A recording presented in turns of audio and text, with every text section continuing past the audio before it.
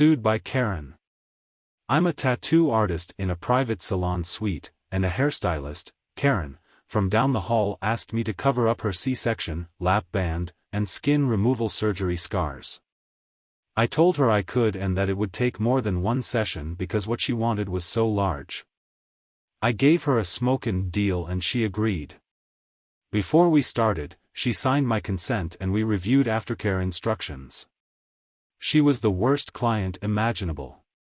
She was late to every appointment, up to 50 minutes, she left during sessions to get snacks from the gas station, and on 2 occasions she asked me to leave my studio so she could talk on the phone privately. On top of that, she was so sensitive that I could only get about 1 to 1.5 hours of tattooing in at a time.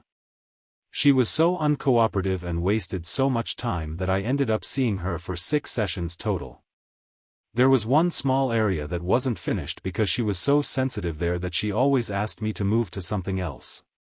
However, she was so happy with the work that was done that she posted videos of it to TikTok when on vacation in June.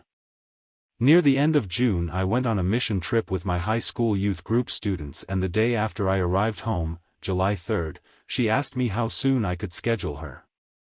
I told her I wasn't available again until after school started, August 1st, but that I would reach back out when the time got closer. A week later she texted me to say how dare I have other clients in my studio when I told her I wasn't available to see her until August, and that she wanted half of her money back to get another artist to finish it. I gave her the reason why I was unavailable, plus those clients had been scheduled prior to going on the mission trip. I told her I wasn't giving her any refund, and I said I was tired of her taking advantage of me. She replied with a lot of senseless garbage, the last of which was, "Everyone who messes with me gets the short end of the stick, and don't worry, you'll see me again and God sees you." I roll 9 days later, before August 1st even came around, she filed a civil claim against me seeking 9 times what she paid for the tattoo. I filed my response along with the evidence to support it. I appeared in court on Monday and the judge immediately sent us to mediation before hearing the case. The mediator informed me that she had filed an amendment and was now asking for $2,000 more than the original claim, allegedly for even more pain and suffering. He asked her to present her case so that he could help us try to work out a settlement. She rambled on and on, lied throughout, and complained about how humiliating it was for her to have to show pictures of her half-naked body to the court. He asked me what my response was, and I stated, "She has filed this claim against me because I didn't schedule another appointment for her as quickly as she wanted me to. I never refused to see her again, and I refused to give her a refund because she signed a contract that says she understands she is not entitled to any refunds whatsoever." And I showed him the signed contract. He excused me from the room and they talked for about 20 minutes before he grabbed me to talk in another room.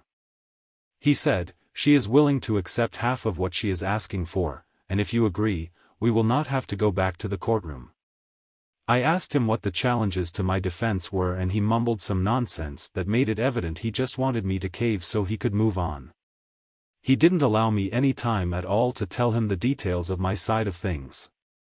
I felt ready to present my defense to the judge. I told the mediator I wasn't settling for anything and he instructed me to go back to the courtroom. I returned to the courtroom and the judge asked me if we had worked everything out, and I said no sir. He chuckled and said he would help. I waited for about 10 minutes and the judge sent someone to go retrieve the mediator and claimant so he could start the hearing. A couple minutes later the mediator came in alone and shoved a piece of paper in my face and said that she has dismissed the claim. He told me I was free to go. I surmised that she didn't expect me to call her bluff, or she did expect me to cave into settling. I think she backed out because she didn't want to have the photos of her body displayed on all those courtroom TVs. The whole thing was so aggravating, but I was slightly disappointed that I didn't get to present in the courtroom because I wanted to humiliate her. I have never met someone so entitled and self-important. I think she knew about the mediation ahead of time and thought she had a golden opportunity to get something for nothing. By Karen. Edit. Let this serve as a warning to other professionals out there. Certain people believe that they own you once they have paid you for something. This Karen was beyond unreasonable, and there were red flags at the beginning that I should have paid attention to. Additionally, make sure you have a solid contract. Before I ever started tattooing, I searched through lots of other tattoo artists' consents until I found one that looked like they had probably been sued at some point. And I modeled mine after theirs.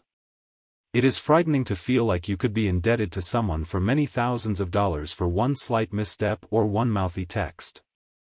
I never said I refused to see her again, which would have been one of the two main points to my defense, although that's what I was thinking and what wanted to say in the moment. I'm glad I restrained myself from arguing with her. That's totally unlikely me, lol. This was a valuable lesson to learn about being selective with clients' work and passing on the red flags. You do not owe anyone a service or appointment just because they ask for it.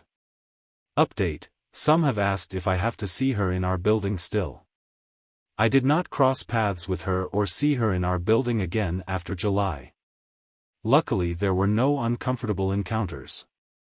Our schedules didn't seem to overlap much, plus I was trying to avoid her and I think she was trying to avoid me too. And I moved out of that suite at the end of October for unrelated reasons.